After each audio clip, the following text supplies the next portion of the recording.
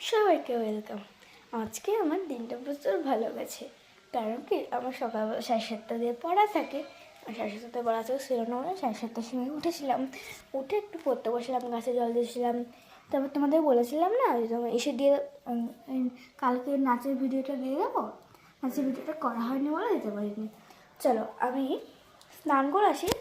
স্নান করে এসে স্কুলে রেডি হয়ে তারপর তোমাদের ভিডিওটা শুরু করছি।